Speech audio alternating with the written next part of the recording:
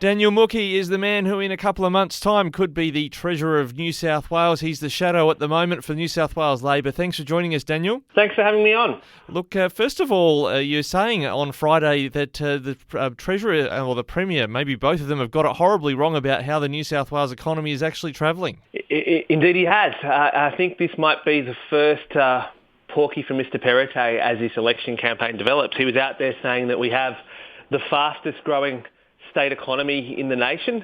Turns out we don't. We have the slowest growing state economy in the nation, and don't need to take our words from it. That has been the finding of the AAP, the Australian Associated Press, as they did their independent fact-checking of all the claims that we're making. And I just think the fact that the Premier is trying to peddle this sort of narrative shows how out of touch he's become, and he just doesn't get it. Because if he actually was listening to small businesses, if he actually was listening to households, he'd understand how anxious they are about the rising cost of living, the explosive rise in inflation, which is really sapping confidence across the state. And I think that it shows how important it is that we do get a fresh set of eyes on the New South Wales economy when people go to the polls on March 25.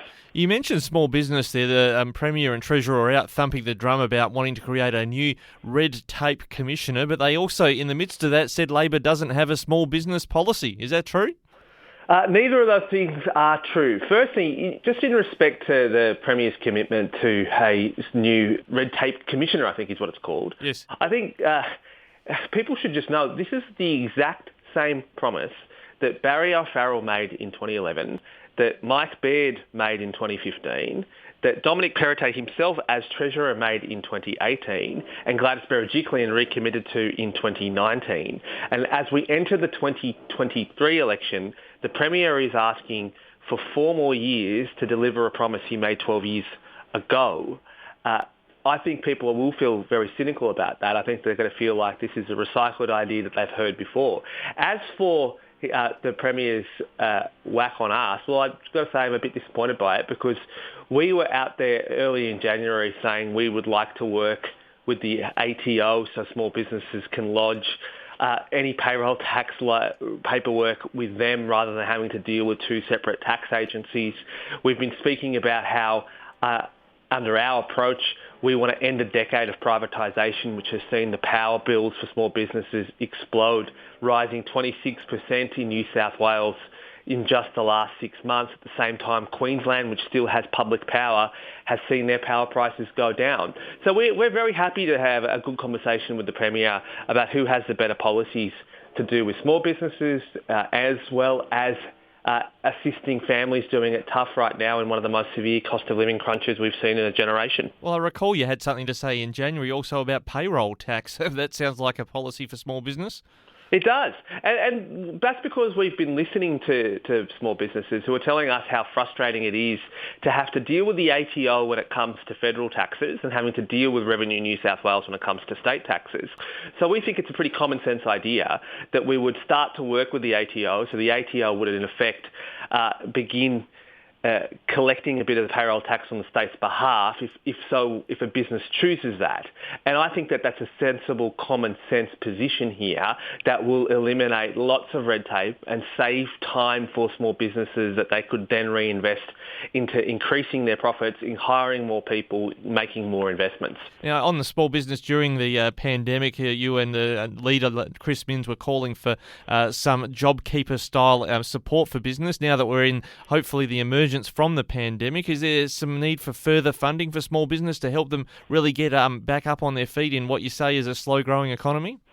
We certainly think there's a strong case to providing small businesses with more support to hire more apprentices. We absolutely think that there's a strong case as well to help small businesses find skilled labour. And that's 2 of the areas in which we're going to have a bit more to say as this election campaign develops.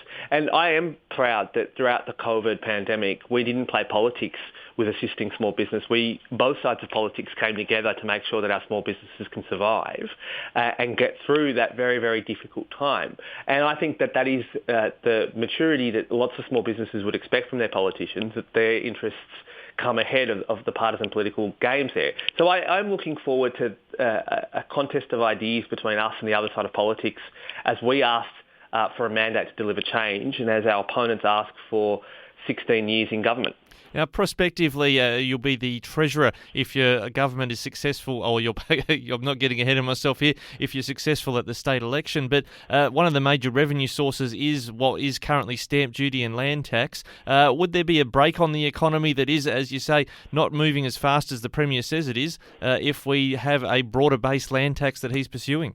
Well, the concern that I have with the Premier's plan for a land tax on up to 80% of residential properties, and that's what the Premier has previously said is his goal, is that it would mean that lots of households would have to dip further and further into their wallets to pay for a tax on their home. People don't earn money from owning a home, they earn money from their wages, and so my concern is that if you put a tax on family homes, people are going to have to cut their spending across the rest of the economy in order to pay for it. And I would just point out, next Tuesday the Reserve Bank will be making a very important decision about interest rates. The worst case scenario will be for families to have to struggle to find the extra dollars to pay higher interest rates at the same time they're having to pay a land tax that rises every time property prices rise and when wages are flat and going backwards. Well, some good points there and plenty to wrestle with in the final couple of months of the election campaign. Daniel Mookhey, the Shadow Treasurer, thanks for joining us today on Flow. Always a pleasure.